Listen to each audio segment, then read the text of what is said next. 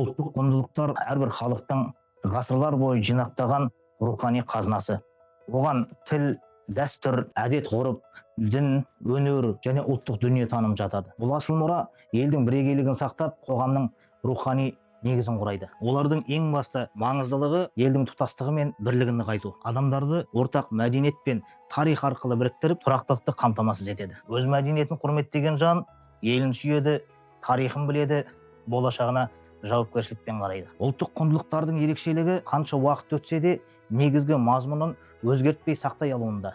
Мысалы, біздер үшін қонақжайлылық, үлкенді сыйлау, кішіге қамқор болу болмысымыздың айқын көрінісі. Бұл қасиеттер бүгінгі күні де өзінің өзектілігін жоғалтқан жоқ. Қазіргі жаһандану дәуірінде де бұл ұғымдардың рөлі арта түсуде. Олар қоғамды жат идеологиялардан қорғайтын рухани тірек қызметін атқарады. Сондықтан оларды насихаттау, әсіресе жастар арасында дәріптеу маңызды міндет. Қорытындылай келе, бабалардың мұрасы халықтың басты рухани қазығы. Оны ардақтау мен сақтау өткенге құрмет, ал дамыту болашаққа салынған сенімді капитал.